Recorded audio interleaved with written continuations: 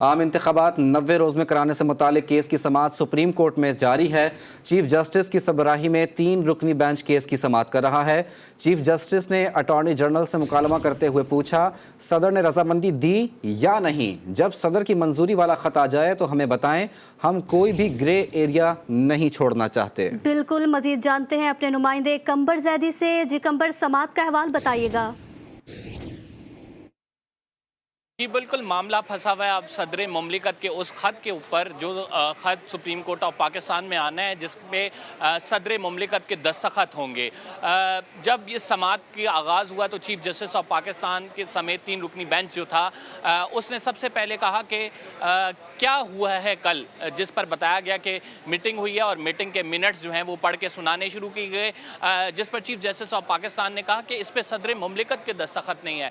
Attorney general of Pakistan ने कहा कि सदर मुमलिकत ने एक अलग से ख़त जारी किया है और उस ख़त में सदर मुमलिकत के दस्तखत हैं और उसमें उन्होंने तारीख को का अनाउंस किया है, जिस पर चीफ जस्टिस ऑफ पाकिस्तान ने कहा कि वो ख़त हमारे पास भी मौजूद होना चाहिए। हमने आपको बताया था कि तमाम दस्तावेज़ात जो होंगी उस पर सबके दस्तखत होंगे और कल की समाअत में बड़ा वाज़े चीफ जस्टिस ने पैगाम दिया था कि ये अब तारीख जो है वो पत्थर पर लकीर होगी और जो भी इसकी मंजूरी देगा उसके दस्तखत हमें चाहिए। आज जब सदर मुमलिकत के दस्तखत नहीं थे तो चीफ जस्टिस ने कहा कि आप अभी जाएं और सदर मुमलिकत से वो लेटर लेके आएँ, उनके दस्तखत हमें चाहिए।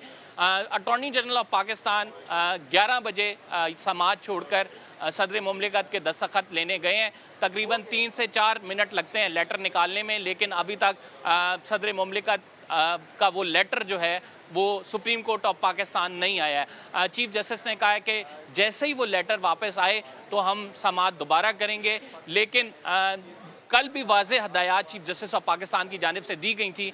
अच्छा कंबर, ये बताइएगा, आज की समाअत के अंदर जो है वो कल की मीटिंग्स के मिनट्स को शेयर किया गया है और अटॉर्नी जनरल की जानिब से ये मौक़िफ़ भी अपनाया गया कि सदर मुमलिकत की जानिब से एक ख़त का जो है वो इजरा कर दिया गया है। वो ख़त इस वक्त कहाँ पर मौजूद है जिसके ऊपर सदर मुमलिकत के दस्तखत मौजूद हैं?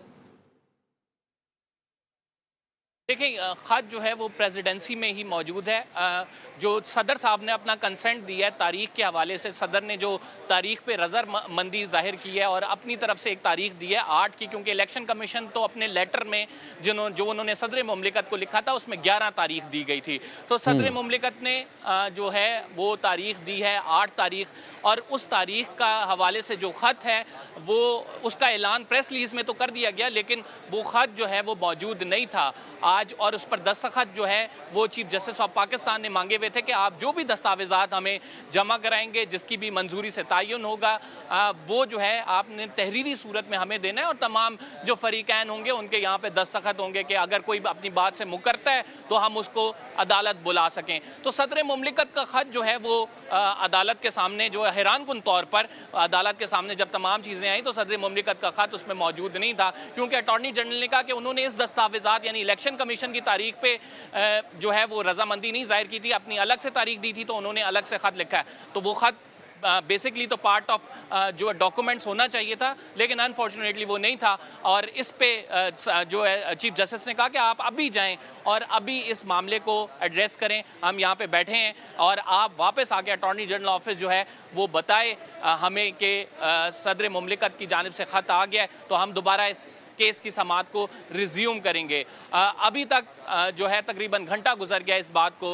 अटॉर्नी जनरल ऑफ पाकिस्तान इस टाइम प्रेसिडेंट हाउस मौजूद हैं और किस्सा है ये उस ख़त का जो प्रेसिडेंट ने तारीख दी है उस पर अपना कंसेंट यानी उनके दस्तखत मौजूद होने चाहिए और वो सुप्रीम कोर्ट के पास होना चाहिए, ताकि चीफ जस्टिस ऑफ पाकिस्तान ने जैसे कल रिमार्क्स दिए थे कि कोई ये जो तारीख है ये पत्थर पर लकीर होगी और कोई इससे मुकरेगा तो हम उसे बुला सकते हैं और पूछा जा सकता है। तो मामला अभी सदर मुमलिकत के ख़त पे फंसा हुआ है और अटॉर्नी जनरल ऑफ पाकिस्तान इस टाइम अच्छा कंबर, ये बताइए कि अगर आज जो है वो सुप्रीम कोर्ट के 3 रुकनी बेंच के सामने ये ख़त पेश कर दिया जाता है तो क्या आपके पास क्या इसकी तफसीलात हैं? क्या आज ये समाअत मुकम्मल हो जाएगी, केस का फैसला आ जाएगा? देखिए, इसमें 2 चीज़ें हैं। वो 2 चीज़ें जो हैं आप ये कह सकते हैं कि अगर 48(5) के तहत जो सदर का इख्तियार है वो तारीख अनाउंस करते हैं तो अटॉर्नी जनरल ऑफ पाकिस्तान इसको चैलेंज कर सकते हैं, क्योंकि असम्बली जो डिज़ोल्व हुए वो आर्टिकल 57 के तहत डिसॉल्व हुई है।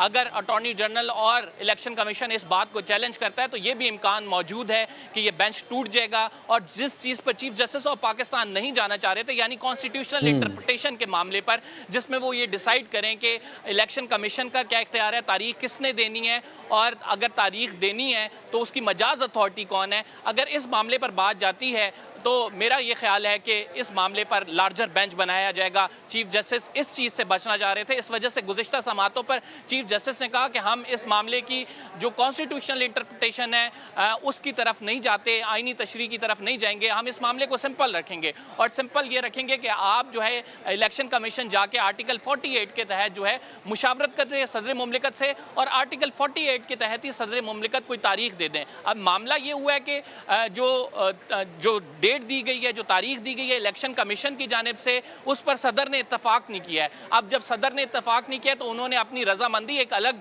खत की सूरत में जाहिर करनी है, और वो खत जो है वो इस टाइम मौजूद नहीं था डॉक्यूमेंट्स में। मीटिंग के मिनट्स जो थे उस पर दस्तखत थे, लेकिन जी ठीक है। सुप्रीम कोर्ट में 90 रोज में इंतखाबात कराने के केस की समाअत जारी है। अपडेट कर रहे थे कंबर ज़ैदी, आपका शुक्रिया।